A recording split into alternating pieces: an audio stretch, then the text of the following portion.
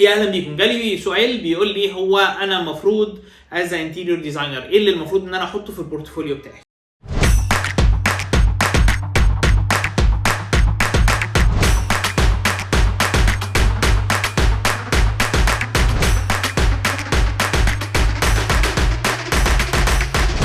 اكشولي اجابه السؤال دوت ببساطه جدا. ابدا ان انت شوف ايه السكيلز والمهارات اللي موجوده عندك، وايه الشغل اللي موجود عندك اللي بيعبر عن السكيلز والمهارات ديت، وهو ده اللي انت هتحطه في البورتفوليو بتاعك بكل بساطه.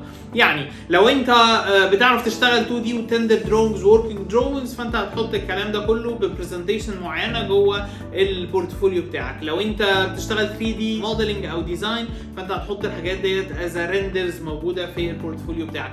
لو انت بتشتغل الاثنين فانت هتحط الاثنين. لو انت بتعرف تشتغل بروجكت من A to Z، من اول ما بتعرف تطلع التفاصيل بتاعت الكلاينت لان انت بتعدي بالمراحل المختلفه، فانت هتحط كل الحاجات ديت بالريزلتس اللي انت طلعت بيها في البورتفوليو بتاعك. لو انت تعرف تنفذ او عندك صور للحاجات اللي انت منفذها، فانت هتحط الحاجات ديت في البورتفوليو بتاعك. لازم البورتفوليو بتاعك يعبر عن المهارات اللي انت مكتسبها واللي انت بتعرف تعملها واللي انت بتعرف تطبقها. الهدف الاساسي من البورتفوليو ان انا اعرف الشخص اللي بيشوف البورتفوليو هو انا عندي مهارات شكلها عامل ازاي وطلعت بيها ريزلتس قبل كده شكلها عامل ازاي. حد يقول لي طيب ايوه يعني اعمل ايه؟ اقول لك ببساطه جدا. تعالى الاول حط في البورتفوليو بتاعك تعريف عنك، انت مين، بتعمل ايه، وعملت ايه قبل كده. وبعدين حط في البورتفوليو بتاعك انت ايه الاكسبيرينسز بتاعتك، فبتشتغل في ايه، وايه المهارات اللي انت شغال فيها، عدد سنين الخبره اللي انت شغال فيها، ايه البروجرامز والحاجات اللي انت بتشتغل بيها.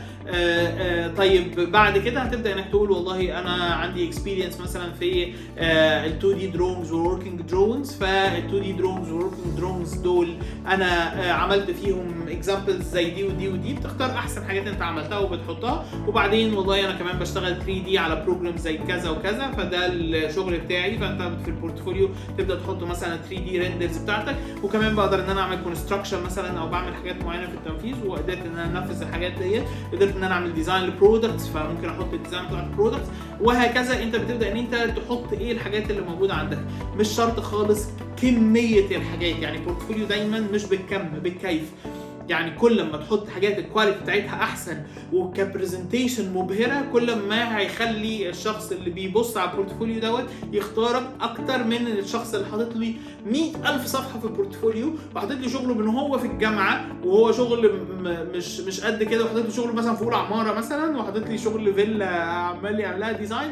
ده مش المفروض يتحط في البورتفوليو يا جماعه. البورتفوليو بيتحط فيه احسن حاجات انت اشتغلتها والحاجات الكواليتي بتاعتها تعبر عن مهاراتك حاليا. انا دلوقتي بعرف اطلع كواليتي دوت، مش انا عملت 100,000 ريندر، ما عملت 100,000 ريندر وحشين، بس عملت في الاخر 10 20 ريندر كويسين. فهم دول اللي انا هحطهم في البورتفوليو. بس مش هحط كل الحاجات اللي موجوده في الدنيا وفي الحياه جوه البورتفوليو بتاعي.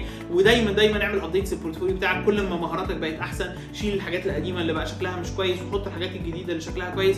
ده بيعبر عنك دلوقتي. انا مش عايز اعرف انت كنت قبل كده مطلع كام ريندر ومطلع كواليتي شكلها عامل ازاي واتطورت ازاي. انا عايز اعرف دلوقتي انت بتطلع ايه. البورتفوليو بيعبر عنك في الوقت الحالي، انت ايه الحاجات اللي مكتسبها دلوقتي. اي هوب يكون الفيديو ده مفيد بالنسبه لكم وهيساعدكم ان انتوا تعملوا بورتفوليو قوي، سواء بقى عشان تقدموه لكلاينت او تقدموه لشركه عشان تشتغلوا فيها. وقولوا لي لو انتوا عايزين تسالوا على اي اسئله في الكومنتس، وانا هجاوب على كل الاسئله اللي بتجيلي. ولو انتوا مش موجودين على الشانل، مش عاملين سبسكرايب، اعملوا سبسكرايب وفعلوا الجرس عشان يوصل لكم كل الفيديوز الجديده. ولو انت بتشوفني على فيسبوك، اعمل فولو للبيج فوق عشان يوصلك كل الفيديوز الجديده اللي انا بنزلها. بالتوفيق ليكم.